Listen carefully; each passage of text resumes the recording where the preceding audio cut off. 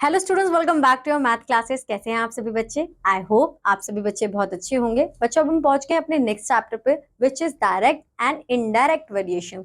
यानी कि यहाँ पर हम कुछ डायरेक्ट और इनडायरेक्ट देखने वाले हैं, क्योंकि इक्वेशंस हमारी बनेंगी सिमिलर जैसे लीनियर इक्वेशंस में बनी थी, बट थोड़ा सा जो कॉन्सेप्ट है वो थोड़ा डिफरेंट होगा, वो हम आज यहाँ पर समझेंगे। डायरेक्ट का मतलब ये होता है कि जब भी कोई हमारी दो चीजें हैं, तो अगर एक चीज इंक्रीज हो रही है तो दूसरी चीज भी हमारी इंक्रीज ही हो रही होगी, जो उनका रिलेशन है वो दोनों का सेम ही होगा। बट इनडायरेक्ट में क्या होता है कि अगर एक इंक्रीज हो रही है तो दूसरी हमारी डिक्रीज होगी। अब वो कैसे होगी, कैसे इक्वेशन बनानी है, वो सारी चीजें हम यहाँ पर अभी समझते हैं।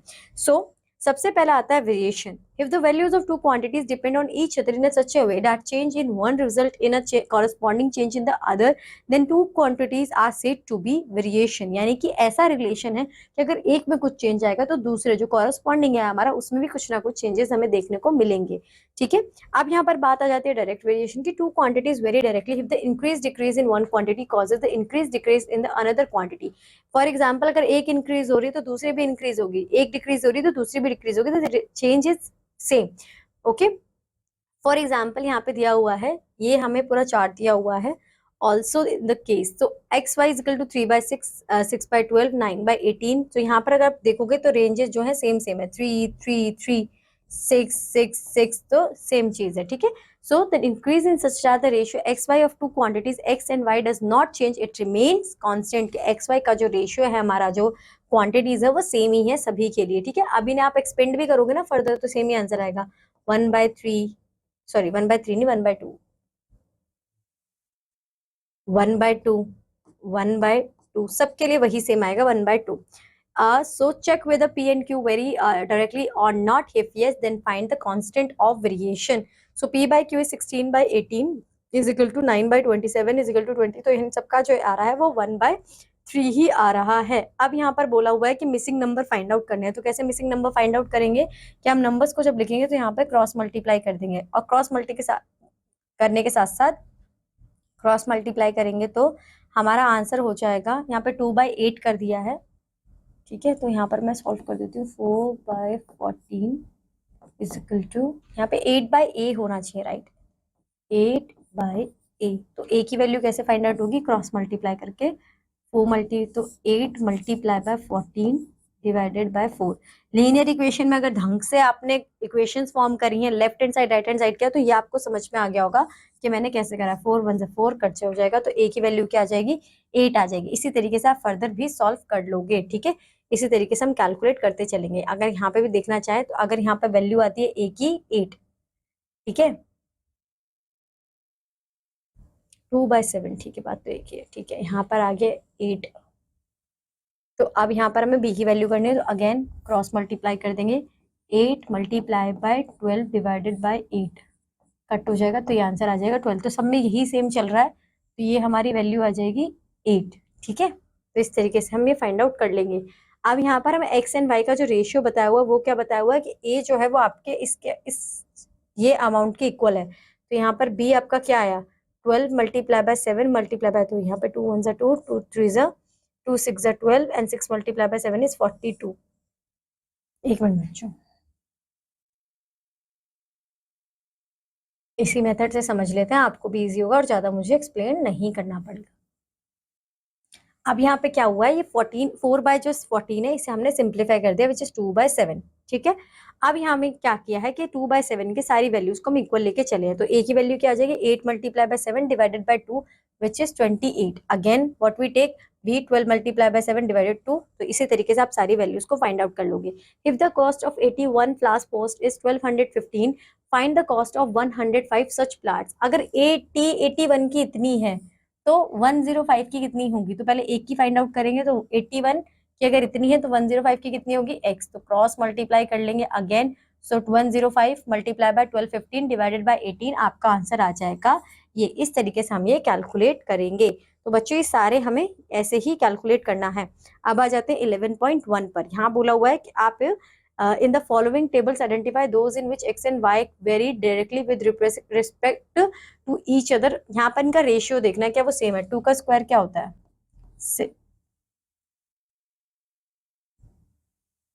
यहाँ पर कर लेते हैं 4/8, ये वाला हो गया। ठीक है, इज इक्वल टू 2/8, 8/2 को मैं 4 टाइम्स मल्टीप्लाई करूंगी, 2 2 4, 4 2 8, 8 2 16।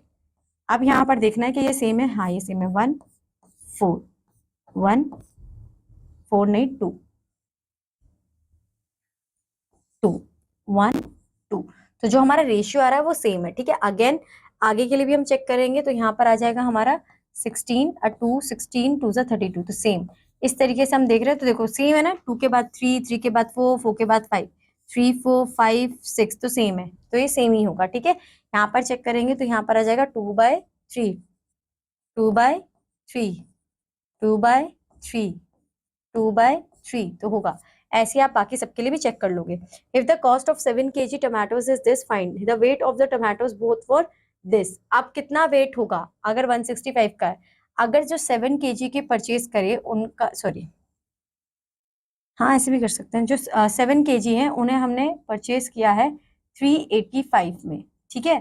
तो जो हम 165 में परचेज करेंगे उनका वेट कितना होगा, तो यहाँ से अगर हम क्रॉस मल्टीप्लाई कर ले तो हमारा आंसर मिल जाएगा 165 मल्टीप्लाई बाय 7 डिवाइडेड बाय 385, ठीक है। इसे जब आप फर्दर सॉल्व करोगे आपको आपका आंसर मिल जाएगा। The cost of 12.5 kg tomatoes, तो सेम यहाँ पर जब आप ये 7 kg 385, यहाँ पे मैंने 165 किया ना, आप यहाँ पे 12.5 kg कर दोगे और आप अमाउंट उसे कैलकुलेट कर लोगे, ठीक है। फिर आ जाता है the total cost of packets of washing powder each weighing is 2 kg is 1656. Find the cost of 14 packets containing the same washing powder each weighing 1.5 kg. So अगर 2 kg 1656 कॉस्टिंग है, तो सेम पैकेट है but उसका जो wait है वो 1.5 kg है, तो उसका कितना होगा।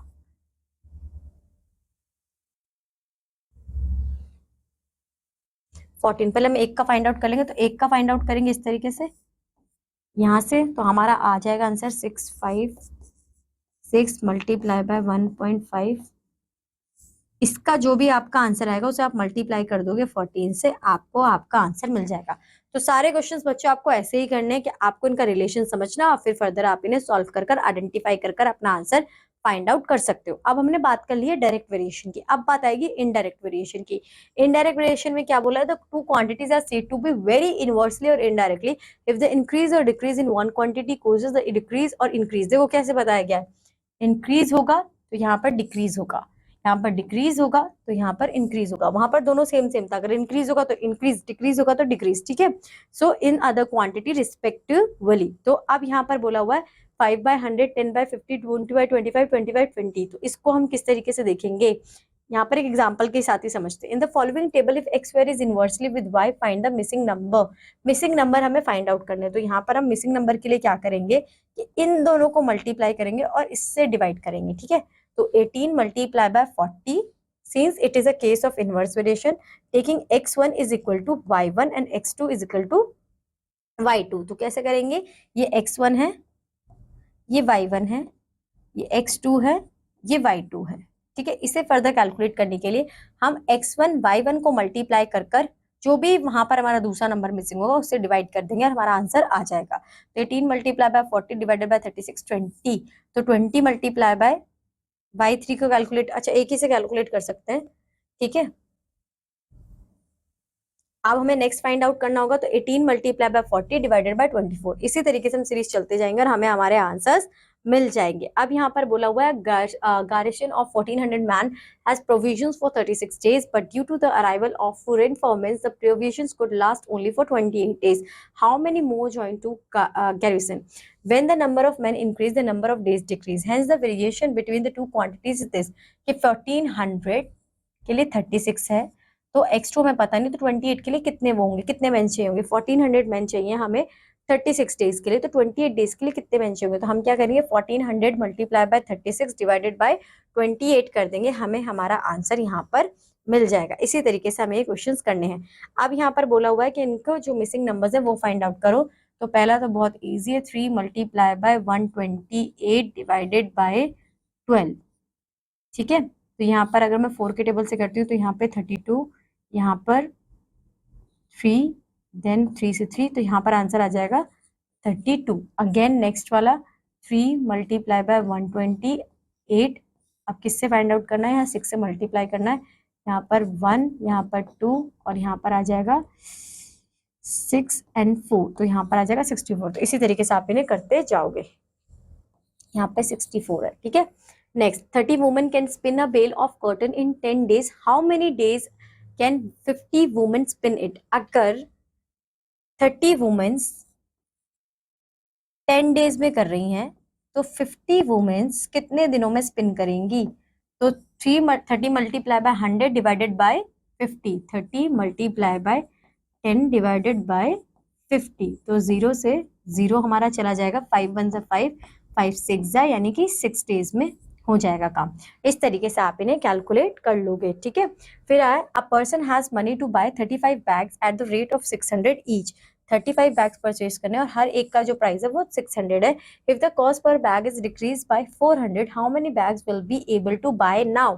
अगर हमने 35 बैग्स परचेज करने हैं तो 600 रुपीज होंगे कॉस्टिंग हमारी फॉर ईच बैग, बट अब हमें कॉस्टिंग जो है हमारी वो 500, decrease by 400, bag is decrease और 400 हो चुकी, तो कितने बैग हम परचेज कर सकते हैं, क्रॉस मल्टीप्लाई ना, क्रॉस नहीं सॉरी, मल्टीप्लाई कर लेंगे इसको और डिवाइड कर देंगे, तो 35 मल्टीप्लाई बाय 600 डिवाइडेड बाय 400 आपका आंसर आपको मिल जाएगा, ठीक है। इस तरीके से हमें कर लेंगे। तो हमने डायरेक्ट पढ़ा, इनवर्स पढ़ा, दोनों चीजें डायरेक्ट इंडायरेक्ट पढ़ा, दोनों हमें चीजें समझ में आ गई।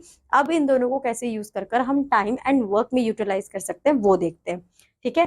The basic rules for solving time and work problems are, if a work person can do a work in X days, then the work done by the person in 1 day is 1 by X. So if a person's 1 day work is 1 by X, then the person can complete the work. यानी कि अगर वो X days ले रहा है तो work कितने day में कंप्लीट कर रहा है, वो 1 by X में। अगर 1 by X वर्क है तो can be complete the work in X days. If A can complete a work in X days and B can do it in Y days, then A's 1 day work is 1 by X and B's 1 day work is 1 by Y. ये basic rules है। अभी देखने में ऐसा लग रहा है कि हम क्या कर रहे हैं, बट इन्हें समझना बहुत जरूरी है क्योंकि उसी के बाद हम क्वेश्चन सॉल्व कर पाएंगे, ठीक है। And if A and B work together to do the same work, then in 1 day they will do 1 by X plus 1 by Y of the whole work. So Ram can complete a piece of work in 15 days. And Sham can complete the same piece of work in 10 days. So if they work together, in how many days will the work be completed? Ram can complete the work in 15 days. So अब यहाँ पर हम क्या करेंगे, जो अभी हमने समझा, 1 by 15, 1 by 10 दोनों को प्लस कर देंगे, हमारा आंसर आ जाएगा 1 by 6. So Ram and Sham working together can finish their work in 6 days. Okay. So Sanjay can do a piece of work. Same question है बच्चों.